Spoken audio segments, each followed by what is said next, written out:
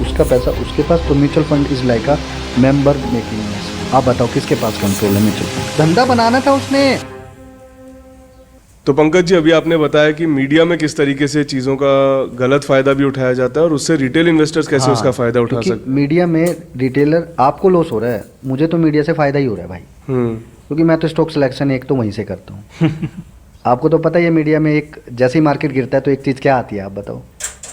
Mutual fund सही है। क्या वो सही है? आप बताएंगे सही है या नहीं है। सर वही मैं सवाल पे मैं आ रहा था। तो म्यूचुअल फंड के अगेंस्ट में हूँ। हाँ। ऐसा मैंने बोल दिया तो हमारे एक पॉडकास्ट, हमारी एक बहुत अच्छी फिन इन्फ्लुएंसर है and I really love the content हाँ। और अप्रिशिएट करता म्यूचुअल फंड सही है। हूँ। जब ये बबल फूटेगा तो खरीदेगा कौन? जैसे ही मार्केट गिरता है ये ऐड दिखा देगा म्यूचुअल फंड सही है। नहीं, म्यूचुअल फंड सही नहीं है। मेंबर बनाने वाली स्कीम होती है ना, तेरा पैसा उसके पास, उसका पैसा उसके पास, तो mutual fund is like a member making. आप बताओ किसके पास कंट्रोल है म्यूचुअल फंड? धंधा बनाना था उसने। तो पंकज जी, अभी आपने बताया कि मीडिया में किस तरीके से चीज़ों का गलत फायदा भी उठाया जाता है और उससे रिटेल इन्वेस्टर्स कैसे उसका फायदा उठा क्योंकि सकते हैं। मीडिया में रिटेलर आपको लॉस हो रहा है, मुझे तो मीडिया से फायदा ही हो रहा है भाई, क्योंकि मैं तो स्टॉक सिलेक्शन एक तो वहीं से करता हूँ। आपको तो पता ही है मीडिया में एक जैसे ही मार्केट गिरता है तो एक चीज़ क्या आती है, आप बताओ। म्यूचुअल फंड सही है। क्या वो सही है? आप बताएंगे सही है या नहीं है। सर वही मैं सवाल पे मैं आ रहा तो था। म्यूचुअल फंड के अगेंस्ट में हूँ। हाँ। ऐसा मैंने बोल दिया तो हमारे एक पॉडकास्ट, हमारी एक बहुत अच्छी फिन इन्फ्लुएंसर है and I really love the content हाँ। और अप्रिशिएट करता हूँ। लेकिन वो ये भूल जाते हैं कि आपने बुकिश नॉलेज दिया और हम रियल स्टेट मार्केट में काम करते हैं। तो चहल जी नाम है उनका, मैं उनको वो नहीं कर रहा हूँ, पोक नहीं कर रहा हूँ, मैं अप्रिशिएट कर रहा हूँ। You are doing very well in a market. तो बहुत अच्छा लोगों को इन्फ्लुएंस फाइनेंस की नॉलेज देती हैं। वो एक जगह मैंने बोल दिया था म्यूचुअल फंड सही नहीं है, तो आज भी अपनी स्टेटमेंट पे कायम रहूँगा, म्यूचुअल फंड सही नहीं है। क्या प्रॉब्लम है म्यूचुअल फंड में। सर एग्जांपल से समझाता हूँ। बहुत बड़ी कंपनी एक एएमसी लेके आ रही है। जीरो दा नाम ले लेते हाँ, जीरो दाना, हाँ। कोई दिक्कत नहीं है, डेटा अवेलेबल है। जो वो कह रही है 10 में से 9 लोग लॉस कर रहे हैं, तो तुम एसेट मैनेजमेंट कंपनी में अगर वो 10 में से 9 लोग ले आए तो लॉस कौन करेगा? कोई तो शिकार करना है ना। बिल्कुल। तो फिर एफआईआई डीआई वाले जो बंदे, डीआई वाले भी शिकार करेंगे, ये भी मैं बता रहा हूँ। अब फिर कैसे शिकार होगा? एक ही तालाब की मछली में हर बड़ी मछली छोटी मछली को शिकार बनाएगी। समझ गए? म्यूचुअल फंड में एक आधा आदमी तो है नहीं, बहुत बहुत प्लेयर है ना। छोटे भी म्यूचुअल फंड है और बड़े भी म्यूचुअल फंड है। तो भाई म्यूचुअल फंड, सब अपना अपना खेल म्यूचुअल फंड में स्कैम तो निकलेगा। और मैं आपको एक बताऊं, बस ये लगा लो, चीज़ें ना अभी थोड़ा सा गवर्नमेंट के कंट्रोल में है। कुछ लूपहोल्स हैं 2027-28 के बीच में गारंटीड। अभी देखो, कुछ लोग मेरे को गालियां दी थी पिछली बार। अभी एक रिसेंटली एक म्यूचुअल फंड ने वॉयलेंस किया है। म्यूचुअल फंड में वॉयलेंस का मतलब क्या है? यही है ना, तुमने कुछ छेड़खानी करी है, गाइडलाइंस को कुछ छेड़ा है, आपको नोटिस आया, तो इसका मतलब आपने कुछ ज़बरदस्त किया है। क्योंकि म्यूचुअल फंड में ना आप क्लाइंट के बिना ना कुछ नहीं कर सकते। वो चाहेगा तो आप लोगे, वो चाहेगा तो नहीं लोगे। बिल्कुल। तो इसी पॉइंट को लेके एक बात बताता हूँ। मार्केट चल रही है और हर महीने मार्केट में पिछला डेटा जो मैं पिछले साल वाला था वो 20,000 के आसपास करोड़ का डेटा था, जो म्यूचुअल फंड में लोग हर महीने पैसा डाल रहे हैं। भाई 20,000 करोड़ रुपए मार्केट में आएंगे तो मार्केट तो ऑब्वियसली पंप होना ही है। लेकिन हवा मुझे तो ये बताओ, भरेगी। जब ये लोग पैसा निकालेंगे तब क्या होगा? खरीदेगा कौन? वो कौन लोग होंगे जो खरीदेंगे? क्योंकि 10 में से 9 वाले तो इन्होंने ले ही लिए। बिल्कुल। तो चहल जी, ये उसका साइंटिफिक रीज़न है। तो आप भी थोड़ा अपग्रेड कर लो अपनी नॉलेज, और ज्ञान लेना कोई बुरी बात नहीं है sir. I am also taking lot of knowledge from my juniors, जिनको मैं ट्रेंड कर रहा हूँ, उनसे भी मैं सीख रहा हूँ। I am still learner. और मार्केट में आपको अगर जीवन में कभी भी आगे बढ़ना है ना, तो आपको लर्नर बन के रहना चाहिए। म्यूचुअल फंड में प्रॉब्लम यही है, जब ये बबल फूटेगा तो खरीदेगा कौन? क्योंकि 10 में से 8 लोगों को जैसे ही मार्केट गिरता है ये ऐड दिखा देगा म्यूचुअल फंड सही है। नहीं, म्यूचुअल फंड सही नहीं है भाई। आपके वो फाइनेंस का नॉलेज नहीं है, टाइम नहीं है, आपके लिए वो सही है कुछ टाइम तक, लाइफ टाइम तक सही नहीं है। पहले ये समझ लो। लोग बोलते थे बैंक भी सेफ है, लेकिन एक कांड हुआ तो सारे बैंक धराशायी होने की कगार पे, रिस्क पे आ गए थे। लोगों ने बैंकों में लिख के भी देना स्टार्ट कर दिया था कि 5 लाख से ज़्यादा हम इंश्योरेंस नहीं दे सकते। समझ गए ना मेरी बात? तो म्यूचुअल फंड में प्रॉब्लम क्या है? पहली प्रॉब्लम, पहले क्या होता था और अब क्या होता है, ये दोनों समझाता हूँ। पहले क्या होता था, लार्ज कैप के नाम पे पैसे लेकर स्मॉल कैप और मिड कैप में लगा दिया जाता था। इन्हें तो क्या पकड़ा दिया जाता था, बाबा जी का ठुल्लू, NAV का एक प्राइस। जब इनको एग्जिट करना होता था तो उसी NAV के प्राइस से वो एग्जिट। सेट कौन करेगा NAV? म्यूचुअल फंड खुद बता रहा है अपना NAV। वही बता रहे हैं ना। मैं आपको इस बात की गारंटी देता हूँ कि 10 बंदे नहीं, 10,000 बंदे मेरे को झूठ बोलेंगे और बोलेंगे इस जैसा बकवास आदमी हमने नहीं सुना। अब जो मैं आपको बताना चाह रहा हूँ, आप एक काम करो, आप नया म्यूचुअल फंड करो। आप मुझे बताओ कौन सा म्यूचुअल फंड आपको सही लगता है। मैं उसमें हर महीने 2,000 रुपये, 5,000 रुपये या 10,000 रुपये डाल दूंगा, या साल भर के 50,000 रुपये डाल दूंगा दिखाने के लिए। 3 साल बाद अगर मैं सही निकला तो आपकी देखने वाली सारी ऑडियंस मुझे 1 रुपया दे दे बस, अगर मैं सही निकला। और अगर मैं झूठ निकला तो मैं हर ऑडियंस को 100 रुपये दूंगा। इतना ज़्यादा कॉन्फिडेंस? इतना ज़्यादा कॉन्फिडेंस है, क्योंकि जो गेम आपको दिखाया जाता है वो किया नहीं जाता। आपसे लार्ज कैप के नाम पे जो पैसा आप लोग फ्लो करते हो, वो पैसा लार्ज कैप में नहीं लगता 100%। ठीक है? तो अब क्या है, अभी सेबी ने लास्ट जो गाइडलाइंस निकाली थी उसमें यही था, अगर ध्यान हो तो आज से 1.5 से 2 साल पहले एक न्यूज़ आया था कि अब स्मॉल कैप का, अब लार्ज कैप का पैसा सिर्फ लार्ज कैप में ही लगेगा। ये स्टेटमेंट क्यों आया था? क्योंकि लूप होल था उसमें। Mutual fund company, AMC companies ने ये डिसाइड कर लिया कि हम पैसा उनसे लेंगे, उन्हें बदले में रिटर्न देंगे। समझ गए? वो XYZ किसी भी फंड में करे, क्योंकि लूप होल था। पीछे तो उनसे कोई पूछने वाला था नहीं कौन सा स्टॉक किस प्राइस में किया। कोई नहीं पूछेगा। भाई म्यूचुअल फंड का असली कंट्रोल किसके पास है, आप बताओ।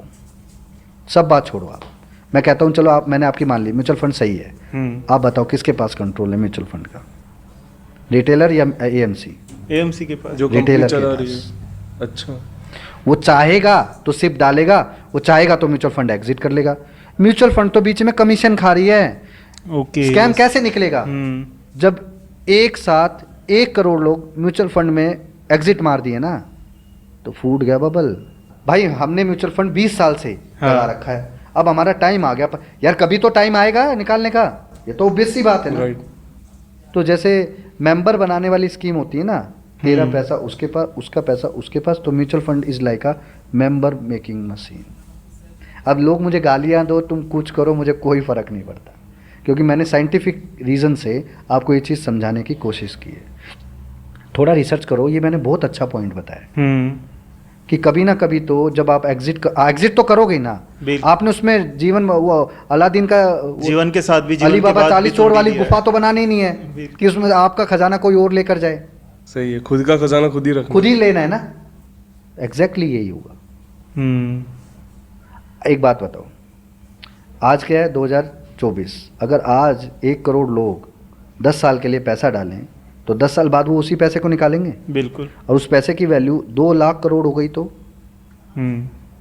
2 लाख करोड़ रुपए मार्केट से एक साइन में जाएंगे तो भैया कौन फंसेगा ये बता दो मुझे, कमेंट करना। फिर मैं बताऊंगा आपको एक्चुअल में कौन फंसेगा। फिर प्रेशर आएगा दिल्ली से फ़ोन कि भैया बचा लो इनको। फिर फंसेंगी गवर्नमेंट कंपनियां।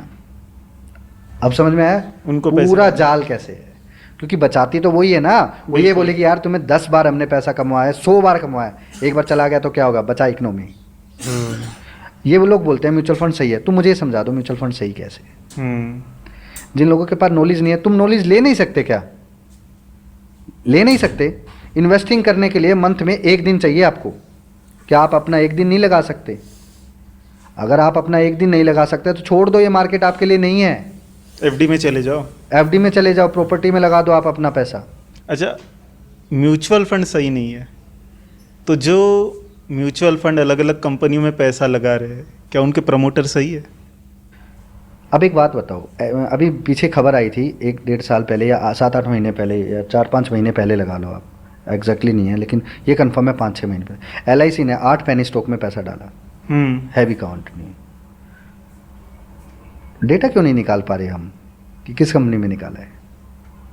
क्योंकि भाइयों ने 1% से कम क्वांटिटी सेट करी हुई है, वो पब्लिक ही नहीं हुआ है।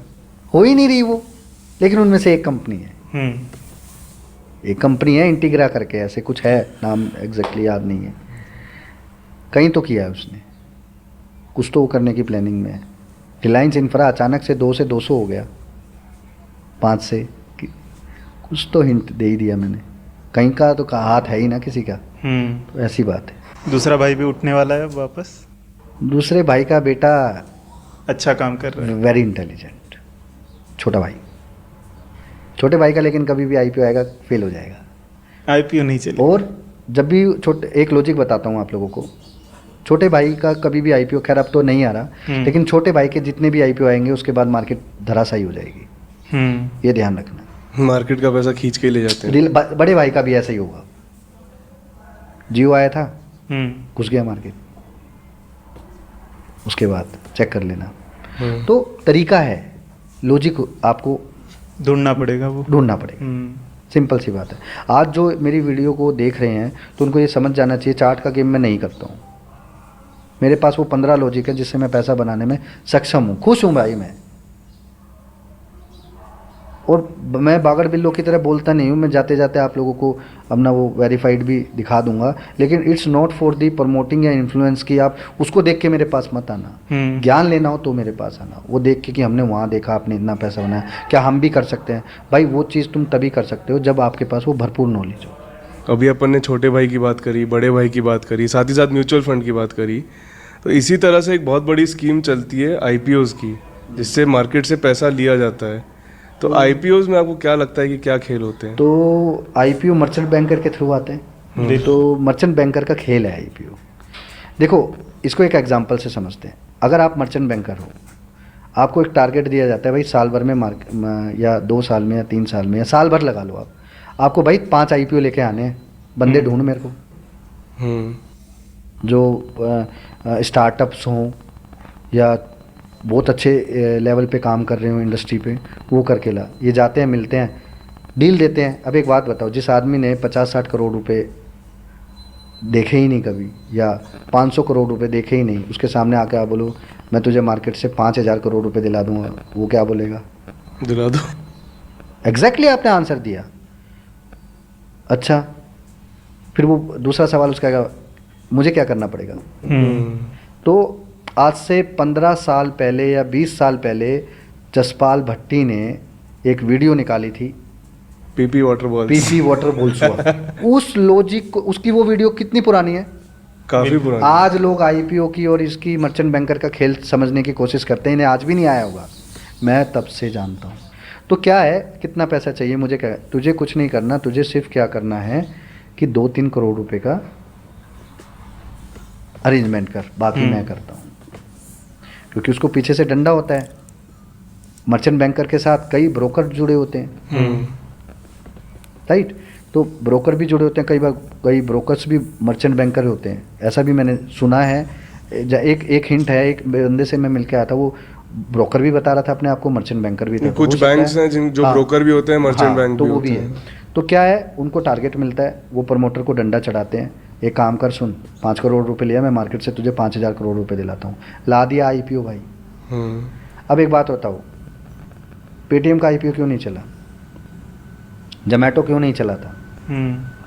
ठीक है, तो ये सारा खेल समझ लिया आपने कि जबरदस्ती आईपीओ किया जाता है। पहली बात, जिस आईपीओ का लॉस 100 करोड़ से ऊपर हो, उस आईपीओ को आपको भरना नहीं है।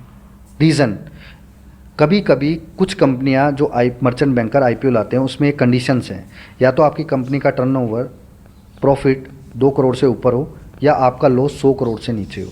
देखो कोई इसके बारे में बात नहीं करता, मैं इसलिए बात कर रहा हूँ क्योंकि मेरे सामने मर्चेंट बैंकर ने आके, मैंने 2 बंदों की डील कराई थी, उनके सामने ये बात हुई, तो मुझे इस बात का अंदाज़ा था कि ये ऐसे ऐसे करेगा।